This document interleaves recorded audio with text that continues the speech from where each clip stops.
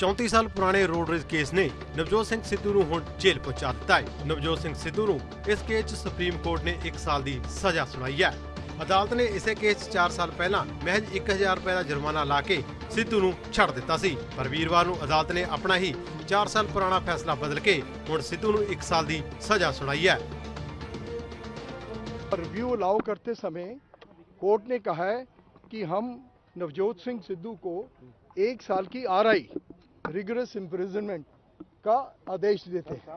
वो trial court ने बरी कर दिया, हाई कोर्ट ने उनको पनिशमेंट एनहांस कर दी, उनको कहा 3 साल के लिए अंदर जाइए। वहाँ वो सुप्रीम कोर्ट में आए।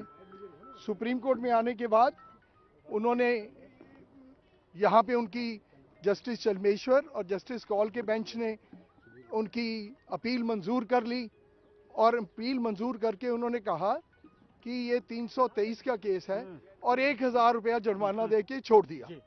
उस फैसले के बरखिलाफ हमने रिव्यू पिटीशन डाला, जिस रिव्यू पिटीशन में ये फैसला आज आया है, जिसमें उन्होंने कहा कि इनको 1 साल रिगरस इम्प्रिजनमेंट देनी होगी। जो सबसे इंपॉर्टेंट बात है जो मैं आपसे शेयर करना चाहता हूं, जो पहली जजमेंट थी वो जस्टिस चलमेश्वर और जस्टिस कौल की थी। जो आज रिव्यू में जजमेंट आई है वो author of that judgment is again justice Kaul with justice Khanwilkar. फौजदारी मुकदमे में सेंटेंस के विषय में पुनर्विचार हो, इस बार हुआ है। जाहिर है उच्चतम न्यायालय को लगा कि कई गलतियां हैं। मैं समझता हूं निर्णय को ध्यान से विश्लेषण करने के बाद जो रेमेडीज़ हैं वो की जाएंगी, चाहे वो हल हो एक क्यूरेटिव पिटीशन का, चाहे वो हल हो और प्रकार की याचिकाओं का। लेकिन इसमें कोई संदेह नहीं कि ये इतना पुराना मामला है जिसमें मामले सब स्पष्ट हो गए थे और स्थिर हो गए थे। उसमें वापस अगर ये सेंटेंस का मुद्दा खुला है तो अपवाद तो निश्चित होता है, लेकिन उच्चतम न्यायालय के निर्णय को ध्यान से विश्लेषण करना पड़ेगा।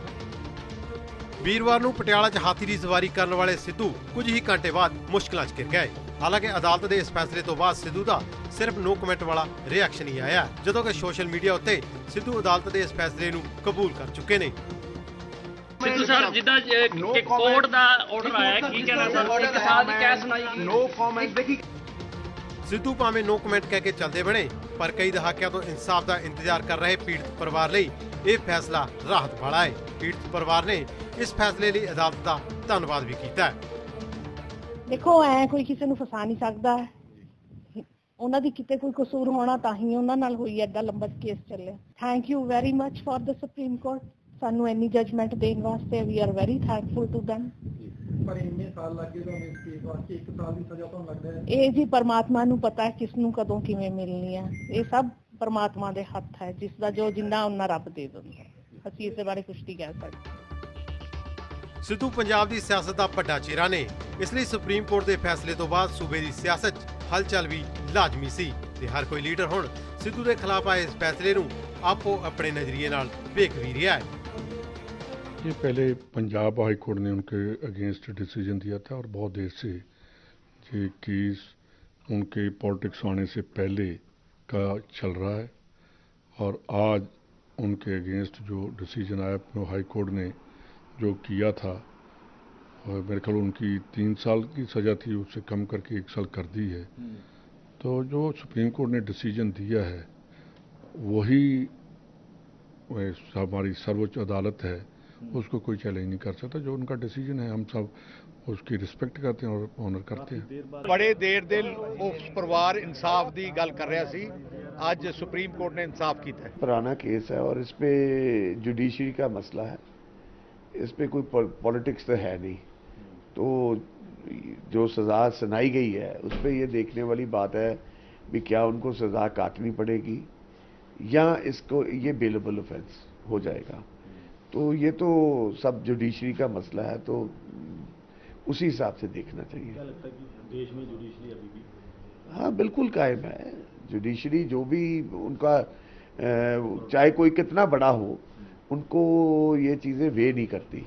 उन्होंने जो सही डिसीजन है, तो मैंने जो भी डिसीजन दिया है जुडिशरी ने, तो ठीक है, उसको हमें सर झुका के मानना चाहिए।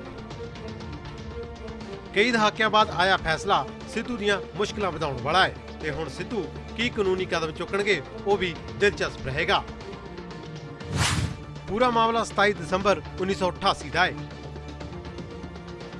ਜਦੋਂ ਪਟਿਆਲਾ 'ਚ ਪਾਰਕਿੰਗ ਨੂੰ ਲੈ ਕੇ ਵਿਵਾਦ ਹੋਇਆ ਸੀ।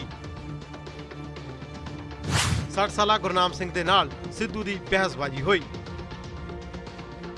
ਇਲਜ਼ਾਮ ਨੇ ਕਿ ਸਿੱਧੂ ਨੇ ਇਸ ਦੌਰਾਨ ਧੱਕਾ ਮੁੱਕੀ ਵੀ ਕੀਤੀ।